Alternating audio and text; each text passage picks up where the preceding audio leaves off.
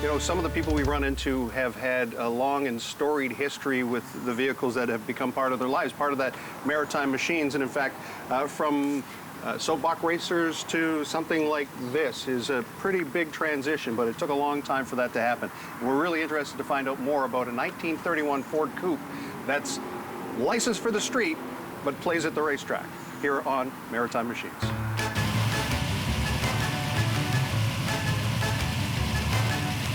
Sam, tell me a little bit about yourself. Where'd you grow up? I grew up in the north end of Halifax. And your first racing experience was as a 10-year-old? Yeah, probably I was 10 and I was running. By then we had moved to the west end. We're living in Westmount Subdivision, and I had built and ran a soapbox derby in the Wise Men's soapbox derby races. And they were held on Queen Street Hill in Halifax. Okay.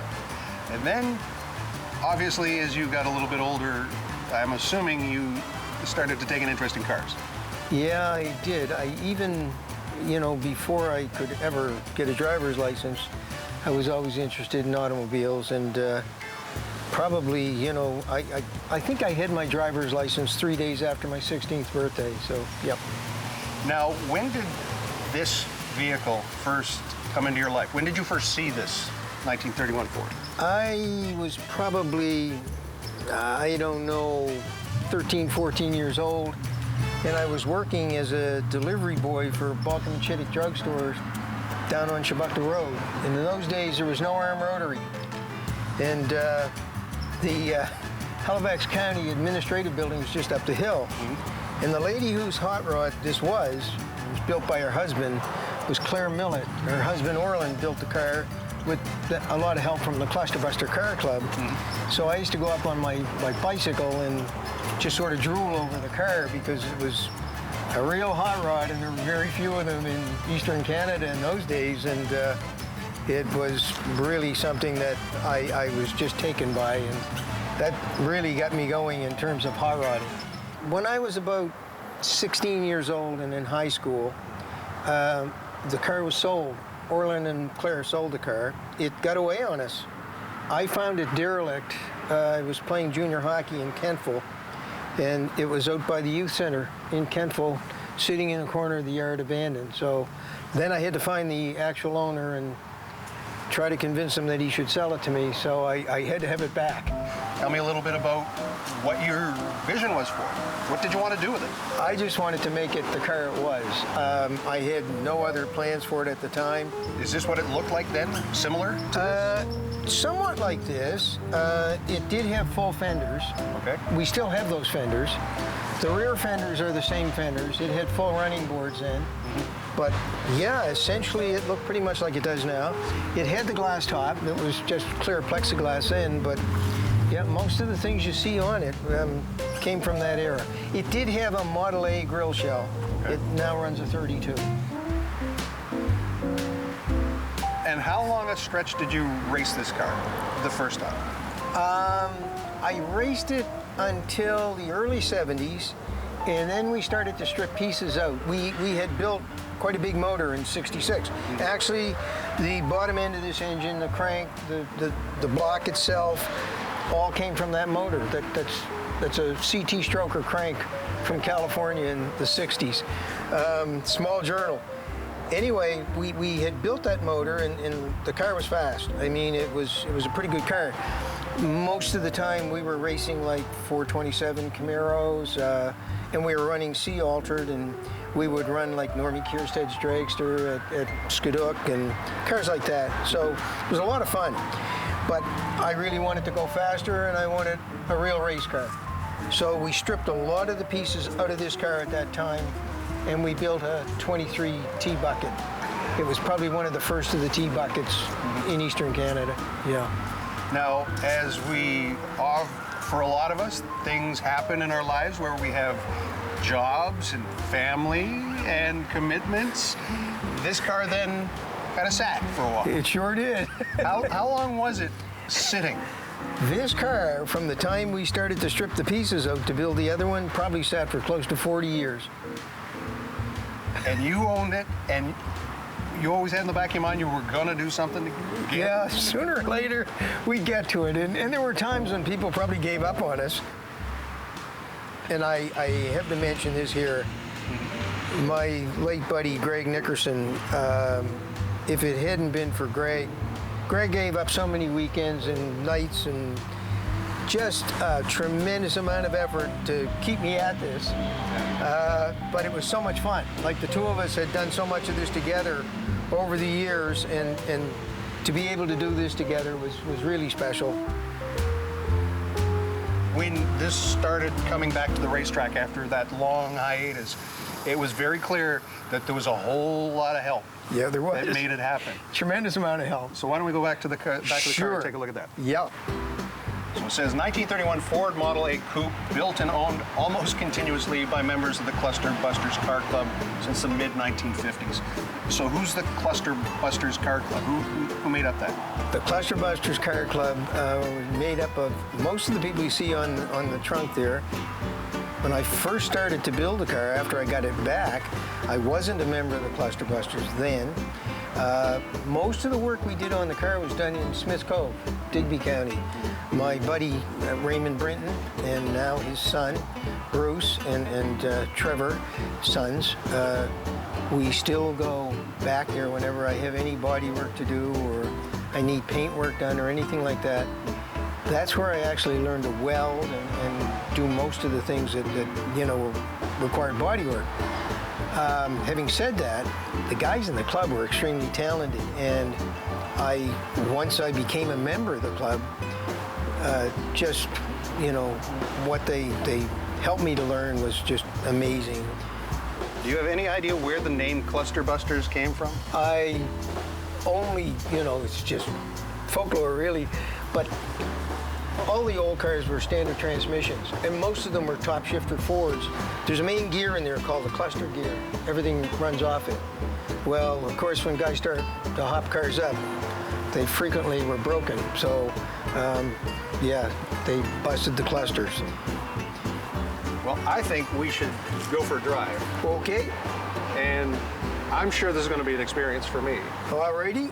And I'm very much looking forward to this. No problem.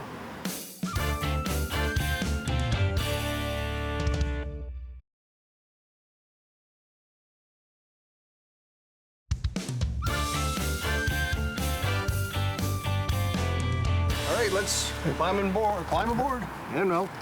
All right. So I see. Okay, that's the rub. This is built for a racer. Right. And not really built for. No. Okay, it's like a ship. You get in head first, and then you get your leg in. Sheldon, I'm glad you figured that out. There we go. Okay. Now, this one first. One over the shoulder. Right. And Sheldon, that goes through there. Hey, it's Jenga. Uh-oh. I don't think that'll come up high enough. That isn't all right. So here's what we're gonna do. Now there it is. No, we got it. Yeah, well, we can bring this down. See if we can. I'm not going There you anywhere. go. Okay. And we'll. This one's probably behind you. Yeah, it is. Okay. There we go. And I'm gonna bring this one down. Good thing. You don't have passengers very often, do you? No, not well. Haley. Haley goes with the ride-alongs. Your daughter. Yeah. When she's not selling 50-50 tickets. That's the one. There we go. You're in. I'm buckled. Ready for bear. Ow. The S&D. D is my wife, Dale. And this is just shoe polish that we put on the car in 1967, the year we were married. So. It's still there, just like your wife. Quick, jump in. Not quite quick jump in.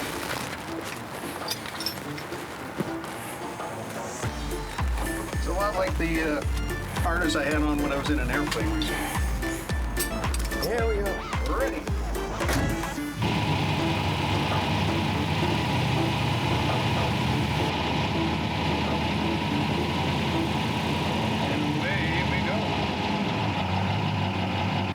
Reading here, it says, last raced at Maitland, Nova Scotia, and Scoop, New Brunswick in 1968, and rebuilt 2010 to 2014 as a tribute to and memory of. Now, you had mentioned when it first came back to the track, it was a Super Pro, and then in recent years, you've turned it into a Pro car. So for folks who might not know what that means, Super Pro is? Super Pro then was a car that was quicker than 11 seconds. So if you were quicker than 11 seconds, you had to run Super Pro. The problem we had in Super Pro is we don't have any electronics. And the Super Pro cars, mostly all, are controlled electronically. Like throttle stops, you know, they can dial their number really, really accurately. We're not so good at that. And of course, when you run those faster times, to play with the car down at the far end of the track, I mean, you've always got to cut a good light, doesn't matter. But when a guy's coming by you and he's going like 150 miles an hour and you're going maybe 130, it's pretty hard to judge whether you should be on the brakes or whomping or whatever you should be doing down there to take the strike. So Pro is sort of for the guys that, what should I say? They're guys that build basic cars. There are some of them that you can run boxes, electric controls and things like that, but it's slower, so you get a little more time to figure out what you're going to do at the far end of the track. You can dial, you know, the car, and I get accused of sandbagging by one of our buddies every now and then, but you can dial a little soft and know that you got a few seconds in there to play with. A few tenths, you know, at the far end, that sort of thing. But Pro is really where that car belongs. I mean, it's not enough drag car to really be a Super Pro car. Yeah. So how does it ride as a street car? Not as a race car, but when you're going over streets and potholes and the wear and tear of roads in Nova Scotia? Well, to be honest, it's still set up to drag race, of course. Right. So it's got coilovers in the back, which, you know, you could make them fairly comfortable, I would think. We ran the transverse spring in the front just to keep it traditional, but they're not a great, I mean, it's a buggy spring, like, so it rides pretty harshly.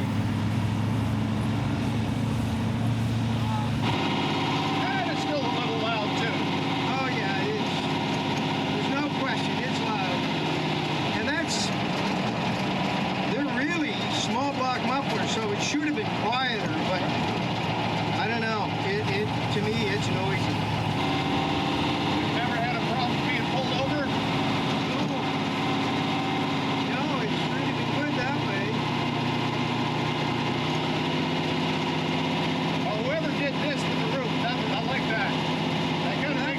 That was Orland's idea originally. I got this new, that's Lexan acrylic. Yep.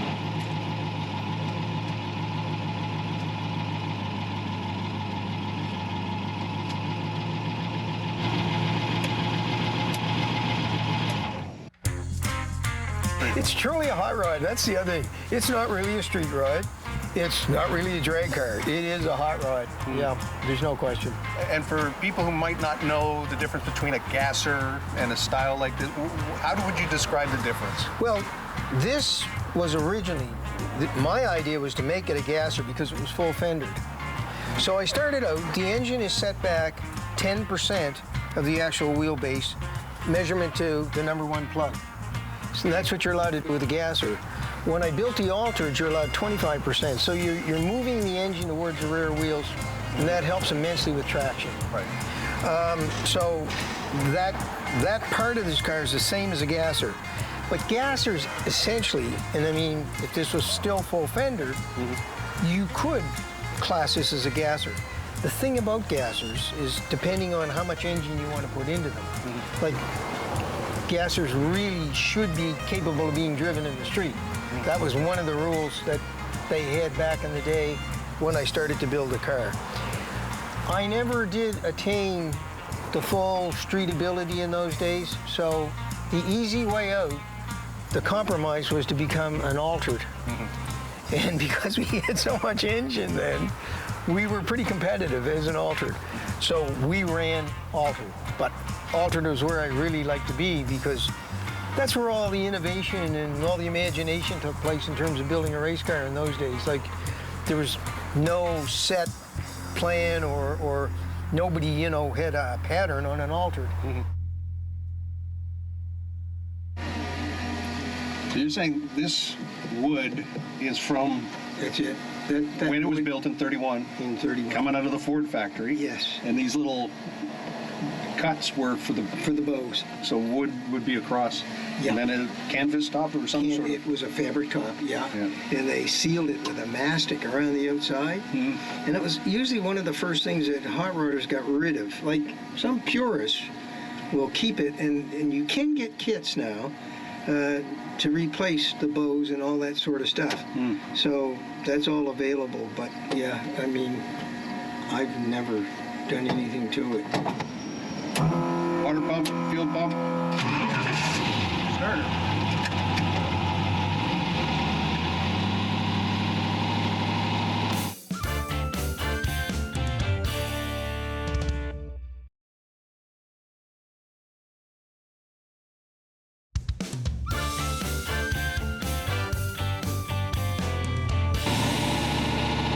Any idea how much time you've spent working on this car? You know, and I would never want to total it up. I would never want to total up the amount of time Greg put into it with me, like over the years. Like, good grief. I mean, you need a really understanding, supportive family to devote that kind of time to building an automobile like this.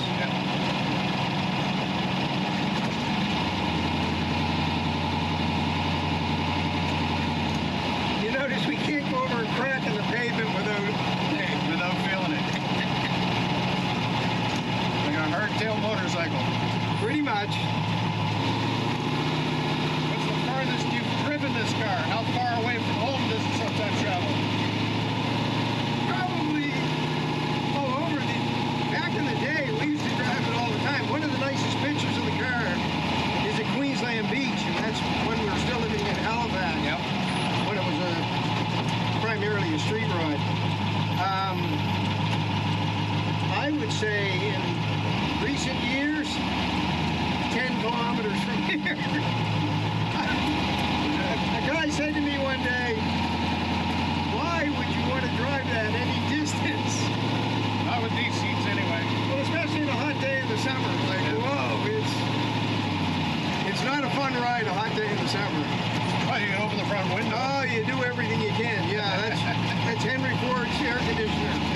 Opening that front window.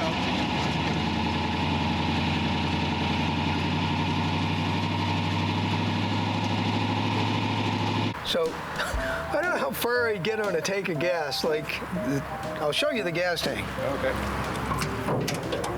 That's our gas tank. So it's supposed to hold about 13 imperial gallons, 13 and a half gallons. I find it pretty hard on gas, understandably, I guess, but I'm running pretty good street gears. So it kind of surprises me that it goes through as much gas as it does. Smooth like butter. So I'm looking, it's 2013 NSDRA sticker. Was that the first year that you brought it back? Close to that time? Yeah, that would have been the first time we probably had it at the track. Right. Yeah. And what is amazing about this vehicle is that it's a registered, roadworthy street car. But it does take a little bit of work to get it ready for the track. Yes, it does. Tell me what you have to do in order to get it ready to take it down the strip. In its present guise, and you know, we're now running Pro. We're not running Super Pro anymore, so we've slowed down a lot. It's probably a good low 11-second car, maybe a high 10 if everything works right. So to get it ready to run the way it is now, we usually change that carburetor out. That's a 650 Brawler. It's a street car. It's got a choke and everything on it, so you know we can start right up and run it in the street. We put a 750 Holly on that's jetted and everything for the car in race trim. We change out our exhaust system. We just run with our straight pipes from here back. And of course we put our front drag tires on and our rear slicks. We also have to drain the gas tank because right now for the street we run high test unleaded, but we still run a mix of race gas and high test at the track. So we drain the tank and put fresh race gas in. And this wasn't the first car you owned, but it was close to it. Oh yeah, I didn't have many cars before I had this one. I got my driver's license in a weird car.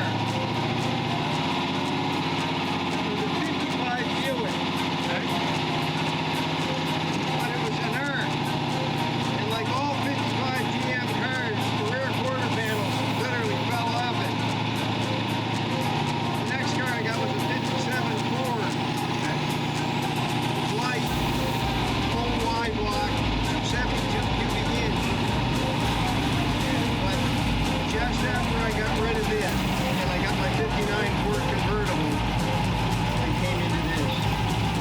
Where did you find the signal lights? Where did you source those from? They came off the roof of a truck like mine, Oh, okay. and they seem to fit the fender really nicely. They're LED. Okay.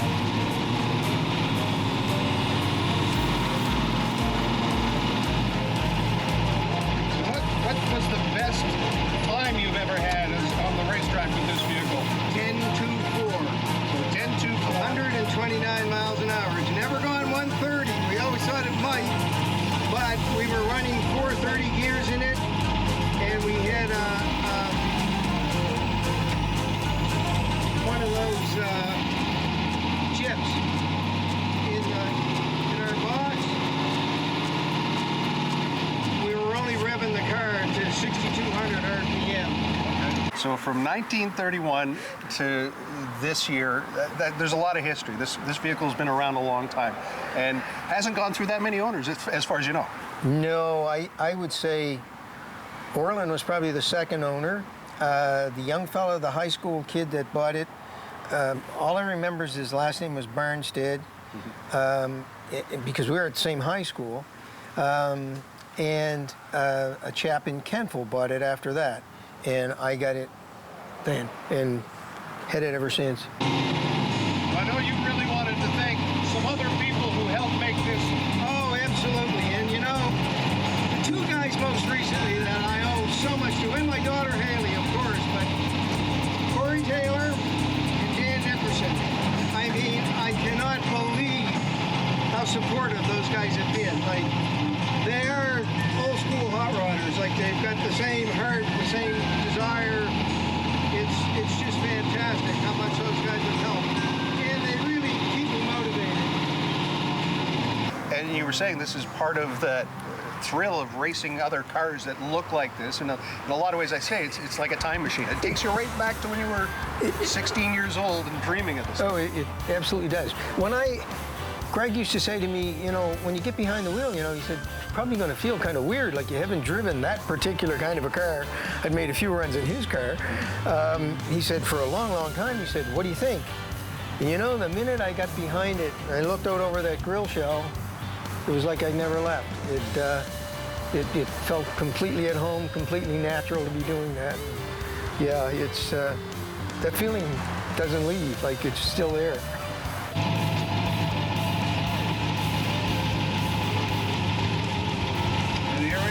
Back at home. Thank you for this. It was a lot of fun. Sheldon, I'll be jumping anytime. This was a real adventure. I had a good time doing it, so Me too. it has been fun.